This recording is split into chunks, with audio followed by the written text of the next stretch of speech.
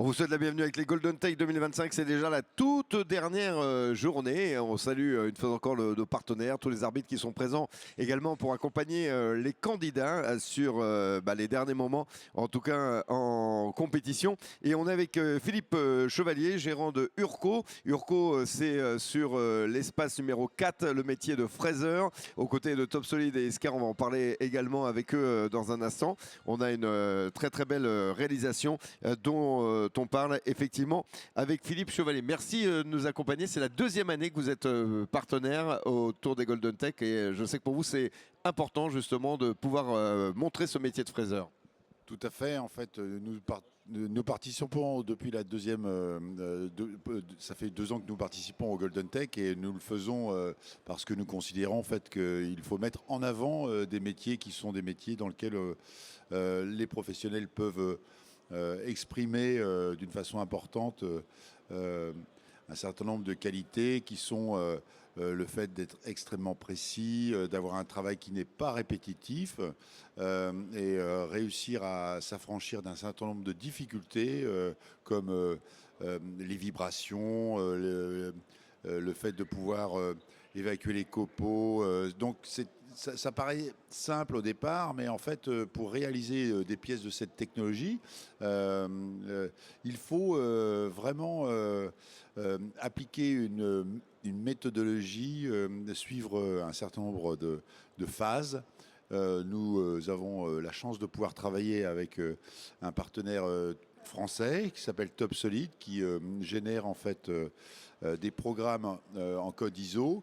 Et Urco a considéré que c'était intéressant de participer au Golden Tech parce que notre type de machine que nous proposons est équipé d'un directeur de commande qui permet de programmer d'une façon conversationnelle, mais aussi bien recevoir du code ISO généré par des CFAO, notamment par Top Solid, et qui permettent en fait de réaliser ce type de pièces dans lequel nous avons des états de surface qui sont extrêmement beaux. Les Golden Tech pour nous, ça permet de donner la chance à des personnes qui ne connaissent pas nos équipements, de les tester de par eux-mêmes et de voir l'intérêt de ce type d'équipement dans leurs ateliers. Et effectivement, là, on voit cette pièce qui est réalisée. Il faut savoir que les candidats découvrent le sujet lorsqu'ils arrivent. Ils ont un moment de réflexion.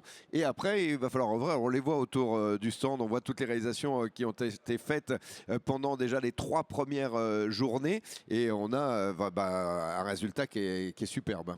Oui, effectivement, on part d'un bloc d'aluminium, un prisme d'une taille assez conséquente.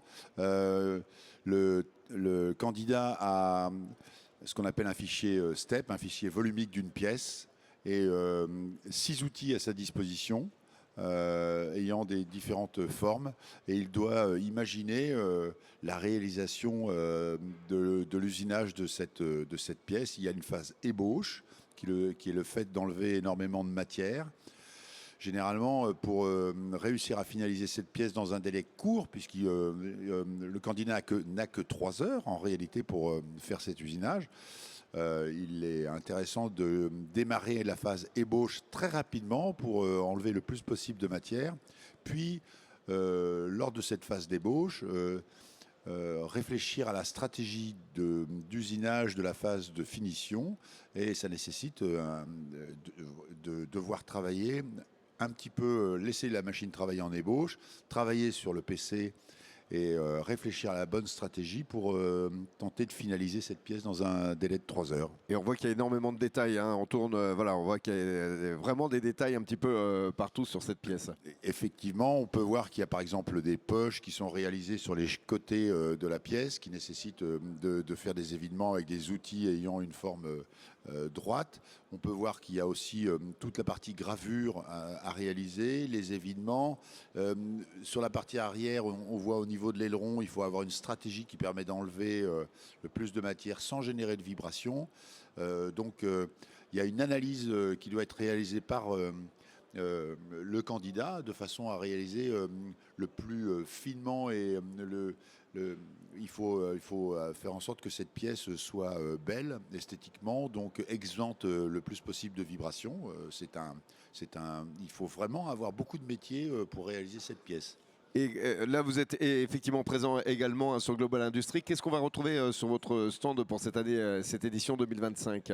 Alors, sur le stand d'Urco dans le hall numéro 3, nous avons exposé 4 machines, en plus de celles qui étaient exposées sur les Golden Tech, qui sont des centres d'usinage, dont un centre d'usinage 5 axes, équipé d'un robot collaboratif de chargement et déchargement de pièces, d'ouverture de portes automatique, d'un système d'aspiration des brouillards d'huile. On essaye de mettre en avant en fait une certaine ergonomie de travail, faire en sorte que les conditions de travail pour les opérateurs soient les plus agréables possibles. On a une population dans les ateliers qui peuvent avoir 50 ans et plus, et de ce fait, devoir ouvrir et fermer les portes des machines-outils à longueur de journée, ça peut générer une fatigue musculaire. Donc on a mis en place des portes automatiques qui permettent en fin de cycle d'ouvrir automatiquement ces portes, facilitant le travail de l'opérateur. De la même façon, nos machines sont généralement équipées maintenant d'aspirateurs de brouillard d'huile qui extraient en fait les brouillards qui sont générés par l'usinage, et ça améliore les conditions de travail. Donc notre directeur de commande est orienté pour la pièce unitaire, pour la programmation au pied de la machine. Mais on veut aussi mettre en avant en fait, le poste de travail, la facilité de chargement, déchargement. Donc on est très orienté facilité d'utilisation des biens d'équipement. Eh ben on va venir vous retrouver, c'est dans le hall 3 et Philippe Chevalier, gérant d'Urco, que nous retrouvons également. L'usinage 5 axes, ça n'a jamais été aussi simple. Vous aurez toutes les solutions Urco à votre disposition et on va continuer à suivre évidemment toute l'équipe qui est présente avec Urco, Top Solid et Iscar. C'est le métier de fraiseur, c'est le pôle numéro 4. Merci beaucoup Philippe, merci d'avoir pris le temps.